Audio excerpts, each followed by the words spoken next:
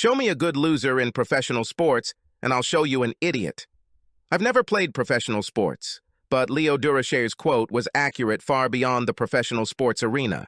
Show me a good loser, and I'll show you an idiot. I'm the idiot Mr. Durocher, the Major League Baseball Hall of Famer, was talking about. At that moment, this idiot was sitting in the living room of a stranger's apartment, seconds before I saw my wife walk into the house with her ex, and, apparently again, current lover, for what she was probably expecting as a night of passionate sex. I was here to shatter that expectation and perhaps regain my sense of self-worth. My name is Tal Rivers, the guy who ruined a seemingly great 20-year marriage by giving his wife what he thought was a wonderful 20th wedding anniversary gift. I paid for her tuition for a master's degree in philosophy. Yes, I know. Master of Philosophy. Right. We've been talking about this since our only daughter Lydia went off to college 3 years ago to get her veterinary science degree. I was so looking forward to the freedom of being an empty nester parent for the first time in 18 years, but my wife seemed to have other concerns. While I imagined a life full of travel and more spontaneous sex, she feared it was the beginning of old age.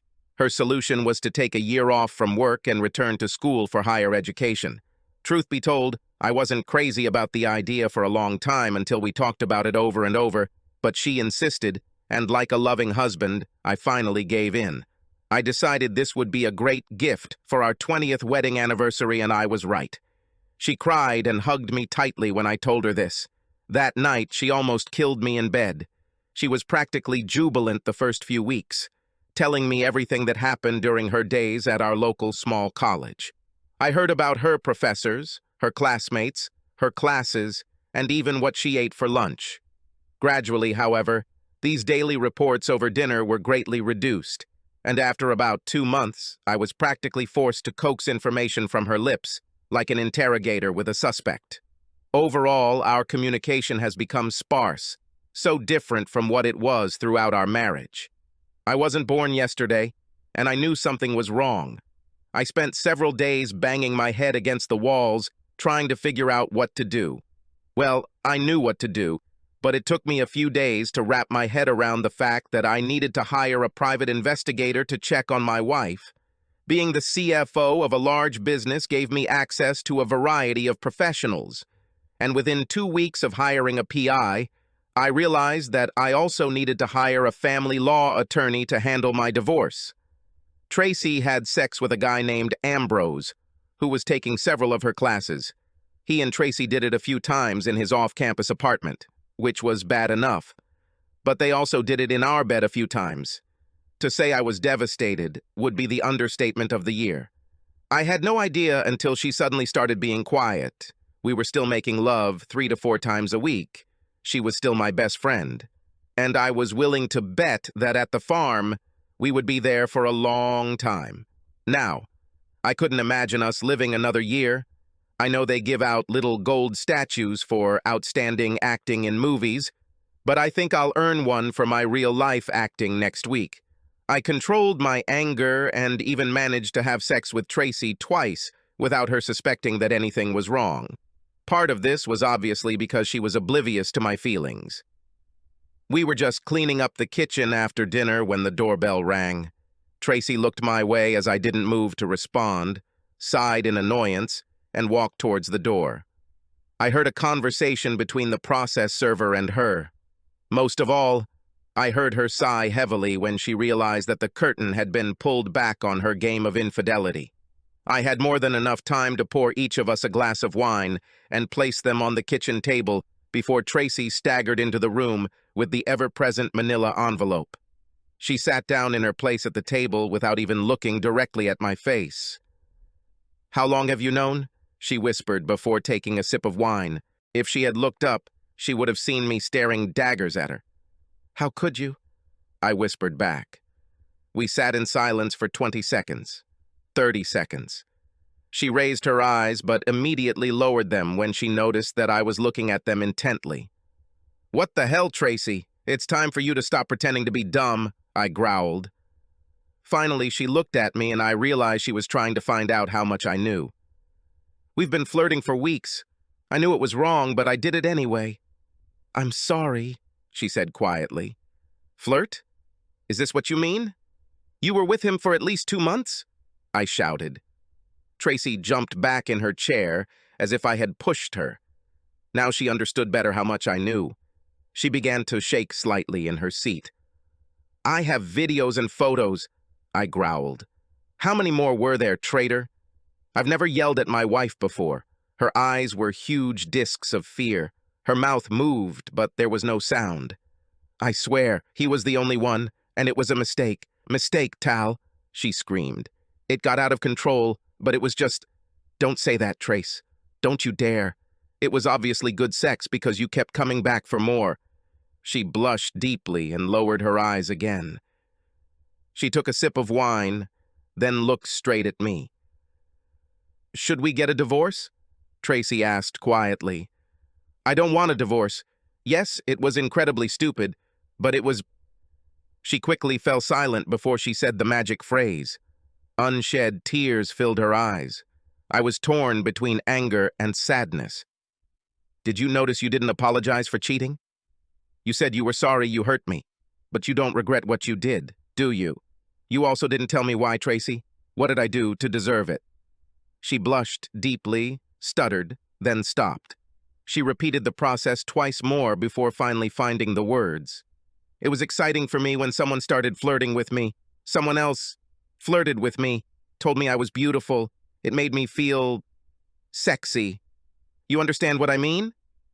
No, Tracy, I don't understand. I answered softly. I've been telling you that you're beautiful for over 20 years.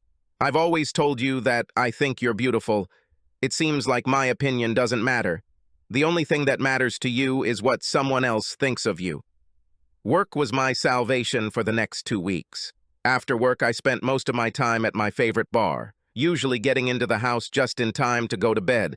Despite Tracy's protests, I spent my nights in the guest room. I had absolutely no desire to sleep with her.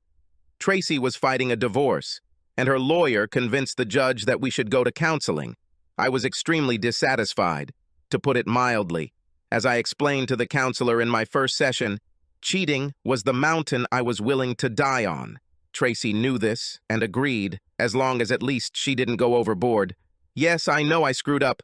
We always said cheating was a reason to break up, she lamented. I didn't do it on purpose. Please, I love you. I don't want a divorce. You broke my heart, Tracy. Hell, you ripped it out of my body. I don't see how I could ever trust you again. I was disappointed when our daughter, Lydia, sided with her mother. I know you're hurt, Dad. So am I. But you've been together forever, and you know you still love her. What would you do without her? You'd be miserable. Lydia always spoke straight, and I respected her opinions. Well, at least most of them. You really have no idea how much she hurt me, Leeds. Remember how upset you were when Robbie Ray broke up with you to date Katie Gibson?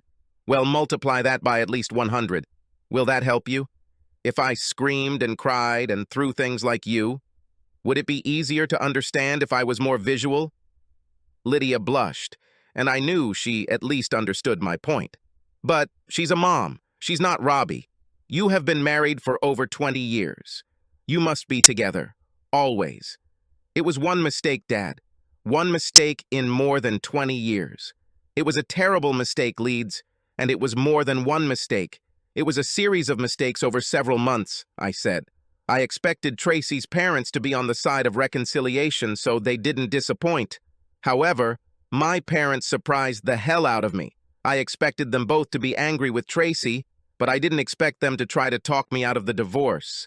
I was especially surprised by my father, who always said that he would kill my mother if he ever caught her cheating. I'm not defending what she did, Tal, but you have to ask yourself whether your life would be better with or without her, he said over beer one evening. As time passed, I felt like I was swimming against the flow of the forgive her waters. I was more than annoyed that none of the others could see my point. After all, she had cheated.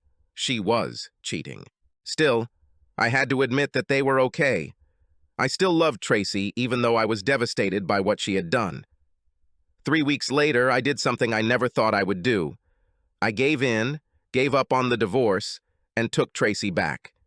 I didn't pretend that everything was suddenly fine, and I made it clear that I didn't trust her as much as possible. However, when I told her about it, she cried like a 5-year-old girl with a ragged knee and hugged me so tightly that I finally had to rip her off like a shirt 2 sizes too small. I went back to our bedroom, but it was over a week before we had sex again, although not for lack of trying. There was clearly no love here, and she was at least aware of this fact. I made sure we took it slow, but after about 6 months I thought we were back in a pretty good place, although I was realistic enough to know we would never get back to where we were before. I was still bothered by the fact that for some reason Tracy didn't feel like I was enough for her. "You must think I'm beautiful. You are my husband," she said during one of our conversations. "I understand the adulation and the excitement. Honestly, I understand. But you broke our vows, Tracy. I violated it. Our oaths. We gave them in front of our families and our friends. You know how seriously I took those vows. How would you feel if I jumped into bed with another woman just because she thought I was handsome?" She looked shocked and tears began to flow from her eyes. You wouldn't do that, would you?" "For revenge," she whined. Tracy made sure we did a lot of things together, as if she was showing me that she was there for me. She still attended classes and would occasionally mention something about it. She didn't mention Ambrose again, and although I assumed they no longer spent time together, I occasionally checked the GPS unit my detective had installed in her car when I first assigned him the case. I never told her about this block and saw no reason to remove it. It was a blip on the radar, so to speak, when it showed up almost 14 months later. Among the places Tracy went during the week was the apartment rented by classmate Judy Strangland. It wouldn't be completely ruled out, but then it appeared once a week for the next 4 weeks, always on different days. Coincidentally, she never mentioned spending time with her classmate, even when I gave her the opportunity. Honestly, I was offended that she thought so poorly of me that she immediately went back to the well, as if it wasn't the first place I looked. Then I realized that this was not about me at all. It's all about Tracy. Perhaps despite Tracy's initial protests when I caught her the first time, it was much more than just sex. It only took my detective 1 month to obtain numerous confirmations of Tracy's duplicity. In the middle of the day, he and Ambrose met at a friend's apartment. I sat quietly in a beanbag chair at the far end of the living room. Tracy practically stormed into the apartment, giggling, with Ambrose hot on her heels, his right hand on Tracy's ass. They were so absorbed in each other that they didn't even notice me. They walked into the bedroom giggling, but since they thought they were alone, they never bothered to close the door. I simply sat down in my seat, giving the two lovers a chance to begin. "Don't bother going home. You had my only second chance. You bastard, stay out of my reach. By the way, she's yours. As part of the deal, you will get good relatives." I intended to leave by the time she got home, but on the way home I had another thought. This was also my home, and I was not going to give it to her just like that. I sent a message with a very graphic photo of Tracy and Ambrose to my daughter, my parents, her parents, my lawyer, and her lawyer. I didn't include a message. There was no need for this. "Oh, Daddy, did you have to send that letter to your grandparents too?" My daughter whined to me on the phone. "Wasn't that a little overkill?" "I don't think it was too much considering you were all hoping for me to make up with her. Anyway, you are one of those who pushed me to reconcile with her. I just hope you didn't know she was going to continue this crap." She faltered for a moment before finding her voice and loudly denied the latter. "Sorry, Daddy. I didn't know," she cried. I stopped 1 foot from the entrance to the bar and quickly looked around. As usual for a Thursday night, the Unicorn was not crowded. That's one of the reasons I almost always went there on Thursdays. I didn't want or need a crowd. I haven't wanted or needed this for a couple of years. Ever since my divorce from Tracy was finalized, I walked to the far end of the bar and sat down in what I thought was my seat. Not even 30 seconds later, my favorite bartender psychologist placed a double shot of Eagle Rare bourbon on the rocks in front of me. She stared into my eyes for about 5 seconds. "Hard week, Tal?" Do you want to talk about it? She asked. I gave the young redhead a wry grin and gave her a quick look up and down, which I knew didn't escape her. The big-breasted woman's red hair was pulled back into a low ponytail, and her tight t-shirt was tucked into tight Levi jeans. Over the past year, I have become a regular visitor, and Molly Riley has become something of a confessor. She could understand me better than anyone since Tracy and I broke up. There are days, Molly, when I wonder if I made the right choice. I mean, I know it was the only real choice, but that doesn't mean there aren't days when I don't miss her, or at least the one I knew for the first 20 years or so.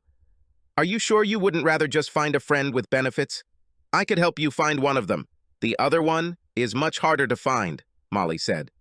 Don't I know it, Malls? I thought I had it, but I was wrong, I replied.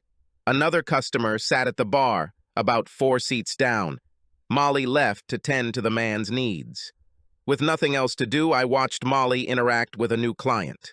The new client was easy to look at, that's for sure. She was a short woman with shoulder-length blonde hair. Even though she was dressed like a woman in her 50s, I guessed she was about 10 years younger than me. She was wearing mom jeans and a loose-fitting flannel shirt, but as she sat talking to Molly, I got the impression that under the clothes, there was a rather tight body. Who is your friend? I don't remember seeing her here before, I told Molly as she returned to me with another double bourbon. Molly looked at the blonde from me several times, and her face lit up with a smile. I saw something click in her head, so I gave her a minute. Yeah, this could work, she whispered to herself before turning to me. This is Raquel Brignon. She started coming here from time to time over the last few weeks, divorced several years ago due to an abusive husband. She was some kind of nerdy genius in school. She is now a math professor at a local college. Was married for 15 years, finally tired of her husband beating her, Molly said. I'm guessing she's scared of any guy now. She told me she hasn't had a date since she got divorced. You know, maybe the guy she wants is just a few seats away. I could see the gears turning in Molly's head. I started shaking my head. This isn't Sleepless in Seattle or any other chick flick, Malls. This is real life. Real life isn't always pretty, at least not for me in recent years, I said. Yeah, but you're a great guy, Tal. You might be the answer to the question she's afraid to ask, Molly said. We discussed this for a few more minutes. I agreed that Molly could do a performance. After she had prepared a round of drinks for the group at the table, Molly returned and spoke with the woman. They looked at me several times. I felt like I was back in my school days. Molly finally beckoned me with her finger, inviting me to come over. I walked up, feeling as if I was going back to my school days and being asked to go on a date. I watched her deep blue eyes take me up and down as I approached.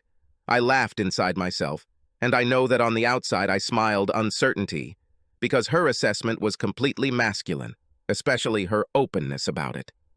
You'll come, she said quietly, making me laugh. Molly made introductions and then went off to mix drinks, I think. I wasn't sure because I regretted how I approached this seemingly ridiculous situation. Seems like being on a blind date, doesn't it? The blonde said, showing me a full set of beautiful white teeth with a megawatt smile that I wasn't expecting. She looked straight into my eyes, and it seemed to me that she was looking for something in my eyes. I know that as a child I would have looked away from such a look, but now I kept my gaze on her. We held this mini stare-off for about 15 seconds. Then, for reasons I still don't understand, I slowly leaned in and kissed her full lips. She didn't back down a millimeter when I leaned in and kissed me back, with the same pressure with which I kissed her. I see that you are a shy and evasive type. This is not how Molly described you to me, she said quietly. I'm actually not sure why I did that, I muttered. This is actually the first time I've done this. She doubted it. I shrugged and raised my eyebrows. Then I leaned it down again and we kissed it again, a little harder this time. Oh, you can get used to it. I knew I needed to say something. She got ahead of me. So Molly tells me you've been married a long time. How are you doing, Free? Looks like you've settled in somehow, she said, making air quotes with her fingers as she said it, then gave me another one of her bright ones. Smiles. Since I got divorced, I've been on about a half dozen dates, 3 of them with the same woman, a coworker. Thinking back 100 years ago, dating seemed fun. It's not so much fun anymore. Well, if we count it as dating, it's number 1 for me since my divorce 6 years ago. If we don't count it, then my losing streak continues, she said. I'm not sure how much Molly told you. Just the basics, I interrupted. But that's enough. Let me state for the record, I have never laid a hand on a woman. Good to know. But just in case, I carry a .22 and know how to use it. Just saying. We stayed at the bar talking for a couple of hours. I learned that Rocky was 42 years old. According to her, she was never that girl, but was usually somewhere around the popular kids in her small school environment. Sort of like a lady at court. She was diligent and organized. According to Rocky, she rarely went on dates in high school. But when she did, it was usually with a friend of one of the guys who was dating one of the hot girls in a popular group. She considered herself a good girl and didn't have sex until she was an 18-year-old high school senior, with her date in the back seat of his car after prom. The excitement of the moment outweighed the lack of physical satisfaction for her, although her date seemed more than pleased with the event. Rocky went to college to study actuarial science, a discipline that evaluates financial risk in the insurance and financial industries using mathematical and statistical methods. She devoted a lot of time to studying, but also had a lot of fun and went on dates. She had sex with about half a dozen students during her studies, but her dates never reached a serious emotional stage. This stage occurred approximately 2 years after its release. She and a coworker at the insurance company where they both worked dated for almost a year before getting married. Her husband was 3 years older, and Rocky was enjoying her first real romance. She also liked the new sexual positions that the much more experienced Arthur Martin brought to the bedroom. The couple seemed very much in love when Rocky became pregnant 5 years after their wedding. However, she suffered a miscarriage 3 months later, and this seemed to cause a change in their relationship, which Rocky wondered about in retrospect. 5 years after this, Rocky is almost certain that her husband was having an affair. She became convinced of this when one evening, returning home early from a meeting that was supposed to last longer, she overheard her husband talking on the phone. The ensuing argument turned physical when Arthur hit Rocky on the cheek, which was the last thing she remembered until she woke up in hospital 2 days later. Despite her husband's loud declarations of love for her, the divorce was filed quickly. Rocky's feelings of inferiority and fear lasted much longer, however, and 6 years later she was an assistant professor of mathematics, practically living the life of a nun. Today gone, gone tomorrow, and gone next week. She raised her eyebrows at me teasingly, then laughed. I smiled back, noticing how pleased she was with her joke. No one ever said that you math geniuses are open mic stars at the comedy club, I said, giving her my most innocent look. Rocky looked at her watch and said she had to go.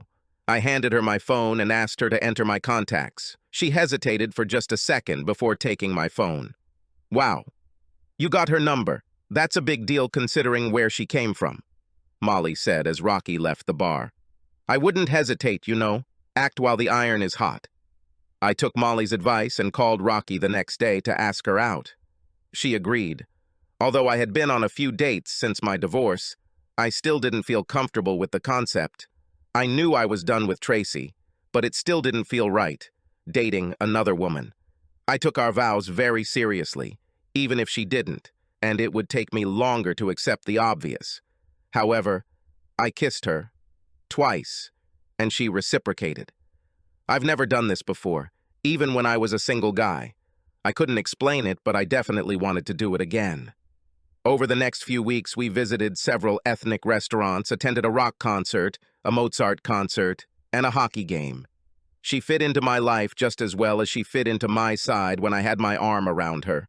We were in no hurry to get into bed. In fact, it only happened around our 12th date. We returned to her house after watching the movie, and she made us each a cup of coffee with Bailey's infused.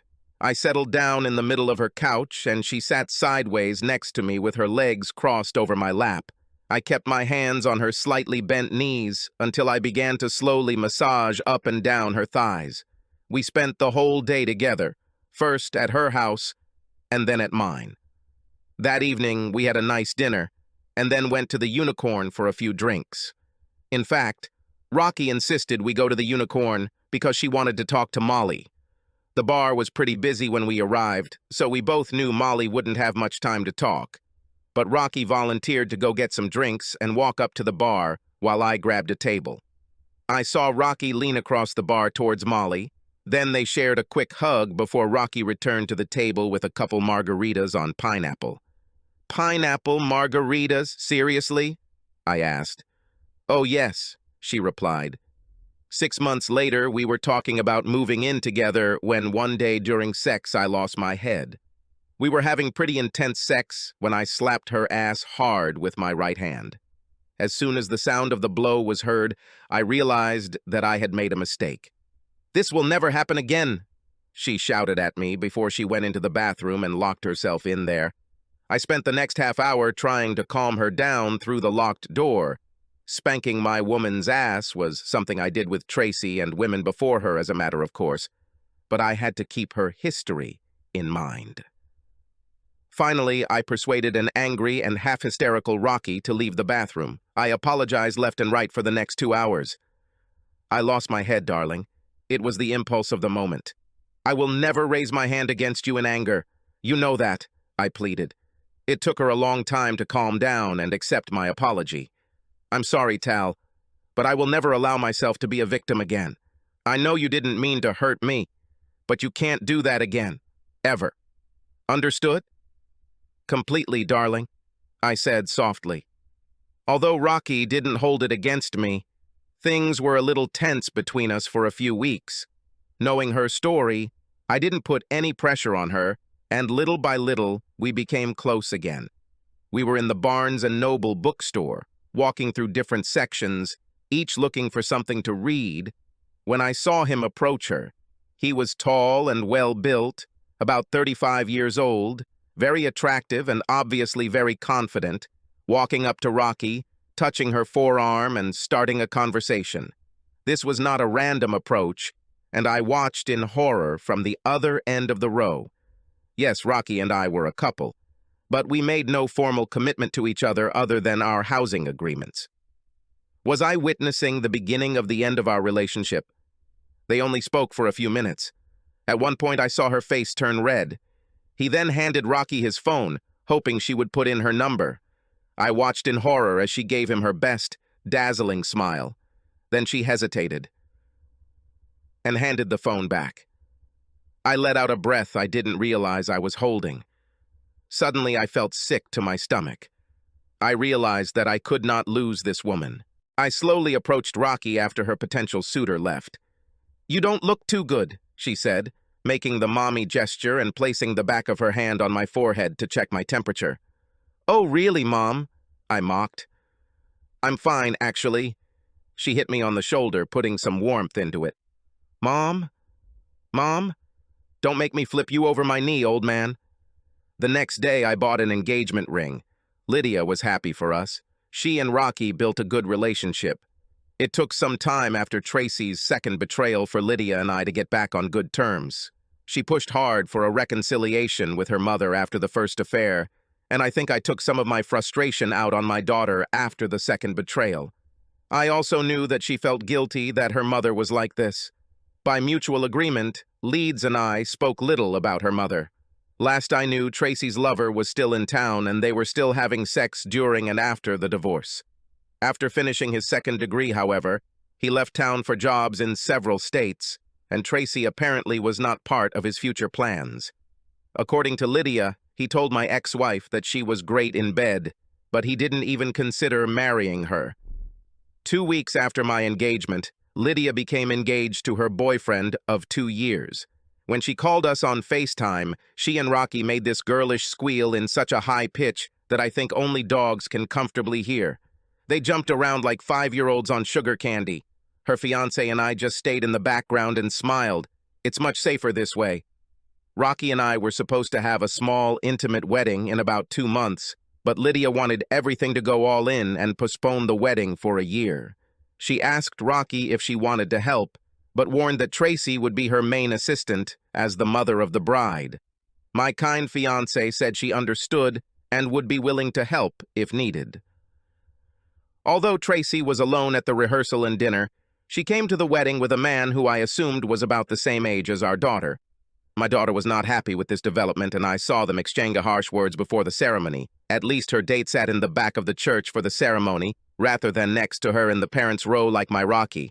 Chuck, Tracy's colleague, sat with us at the bride's family table at the reception. For the first half hour, he grinned at me as if he knew a secret that he could barely keep to himself. "It's okay, Chuck. We all understand that." Rocky smiled as sweetly as possible. "You are sleeping with Tal's ex-wife. How exciting this is for you. But if you keep grinning at Tal like that, I'll let him go and you'll get your ass kicked right here like a punk." "No problem, ma'am." "I didn't mean any harm," Chuck said in his most obsequious tone. "Oh, Tracy, are you really sleeping with this young man?" "Oh my God," her blushing mother said. Tracy sat quietly, looking at the tablecloth in front of her. I admit, I enjoyed her discomfort. The rest of the evening went much better. In addition to dancing with my daughter, I spent a good portion of the evening dancing with my wife. I also made sure to dance with my mother and ex-mother-in-law. I didn't even ask my ex-wife. In fact, I barely spoke to her during the evening. As the reception wound down, Tracy finally plucked up the courage to ask me to invite her to the dance floor. "We are the parents of the bride, Tal. We created this child. We can at least dance together," she said. "I've never hit a woman before, Tracy. You know it. But you came like this close. No dancing, not now, never. Rocky is an interior decorator and has to work late at times and a few hours on the weekends as part of her job. I accepted the occasional extra hours and never thought much about it. At least until 3 years later when the occasional extra hours became a regular occurrence. She gave me all the usual excuses that sounded legit when I first complained about it. One day around noon, I was in the area and decided to invite my wife to dinner. However, my attempt was thwarted when the office secretary, who didn't know who I was, told me that Rocky was out on call and would be out the rest of the day. I did not leave my name or number, telling the secretary that I would try to come back some other time. Rocky's absence wasn't unusual, but I found it odd that she didn't mention anything about being out of the office most of the day. This would be something we would normally share over dinner, but lately she seemed to be becoming more distant and communication became more infrequent. Rocky was in the kitchen preparing dinner when I walked in at 5:45 as usual. She came up to me and gave me a quick kiss and hug, and I could tell she had recently showered and changed from work clothes to casual ones. I have to admit that my first thought was, why is this happening to me again? After a few minutes of idle conversation over dinner, I told her about my visit to her office to invite her to lunch. She quickly looked down at her plate and I could see her gathering the strength to look me in the eye. I might not have noticed this movement if I had not been expecting it. "Oh yeah, I ran to the local KFC for a lunchbox. I wish I knew you were coming. I would have made you take me somewhere expensive," she replied wittily. Well played, I thought to myself, wondering how long she had been deceiving me. 2 days later, she called me in the afternoon and said that she would have to work a couple of extra hours in the evening. Under normal circumstances, I would go home and start cooking dinner. Now I drove to her store and grabbed a spot in the parking lot a few minutes before closing. At 5:02 p.m., she left the office, got into her car, and drove off. So much for working late. I tried to follow her at a safe distance, but I'm not a private detective. I got stuck in rush hour traffic and lost it. The next day, I called the same private investigator who had been following Tracy. 2 agonizing weeks later, I had the full report. We were in the middle of another mostly quiet dinner when I decided it was time. "Why, Rocky?" I asked quietly. She chalked mashed potatoes. "Because she needed help, Tal, and I knew you wouldn't let me do it if I asked," Rocky replied. "I understand that part, Rock, but why did you think it was okay to lie to me? You know how things worked out between her and me." She noticeably shrank. Apparently, she didn't really think about it. I, oh God, Tal, you were following me. You don't trust me. No, you can't turn this on me, Rocky. You betrayed my trust. You betrayed my trust. I never thought that you would do this to me. I put down my fork, stood up, and walked out the door. I heard Rocky sobbing as I left. I was sitting in one of my favorite bars with a glass of Coke in front of me when my father walked in, furious as he was when I crashed the family Ford at 16. "You are crazy?" My father snorted at me in rage. "This woman saved you. Hell, she's even trying to save your ex-wife." "I understand that part, Dad, and I know she's a damn wonderful woman, but she chose the absolute worst way to do it. If I can't trust her, I don't need her. I'm not going through that again." "You should talk to her instead of sitting here and getting drunk," he said, still seething with anger. I pushed my glass towards him. He looked at it, brought it to his face, and tried it. "Ugh, it's cola. You come to a bar and drink cola? I was always worried about you spending too much time with your mother when you were a kid." "You need to think, Dad, and not get drunk," I said. "I love this woman, but she seriously violated my trust, and the last time I gave a woman a second chance, it didn't end well for me." "You have a lot to be angry about, very angry, but it wasn't about cheating. That's a big difference. Think carefully before you do something stupid," he said, before he stood up and walked away. I returned home around midnight. Rocky was sitting, waiting for me. I could see traces of tears on her face. "I screwed up terribly, Tal. I'm terribly ashamed to even think that I could have hurt you like that. I just never tied up 2 plus 2 together. I was just worried about her and trying to help." "My mom and your mom helped too," she said in a hurry as I approached her. I wasn't sure how I felt at that moment. I sat down opposite her in the living room and let her talk. "I'm guessing that her boyfriend has been beating her up for the last few months, but she was too embarrassed to tell anyone. I absolutely understand that. It was me, completely. You're too shy to talk, partly because you're afraid it's something what you caused. In the end, she turned to her mother for help, and her mother turned to your mother. Your mother knew about my past, and she came to me. I made her promise not to tell you anything because I know how you feel about Tracy, but she needed help, Tal. My help. I should have done something differently, even though I had good intentions. You broke my trust, Rocky. I love you, but this must never happen again. I can't go through this again," I warned. "I know I made a terrible mistake, my love. It will never happen again. I promise," she said quietly. "So, now that I have a good reason to be angry, how about I visit Tracy's buddy and explain to him how things will be from now on?" I asked. "Would you do this for her?" Rocky asked in surprise. "A real man doesn't hit a woman, even if she deserves it, which in her case..." Encouraged by Rocky, my mother, and her mother, Tracy filed a police report against her boyfriend, a 30-year-old former college football player. He ended up serving his sentence in prison. Tracy did therapy for several months. While I wasn't entirely happy with Rocky becoming friends with Tracy, it only got worse in later years, as Lydia and her husband had a son, and then a daughter. The two women grew even closer over their grandchildren, who adored both Grandma Rocky and Grandma Tracy. Rocky didn't mind inviting Tracy over when the kids came to visit. "Do you understand that she is my ex-wife?" I said to Rocky one day, after everyone had gone home from a day at our house.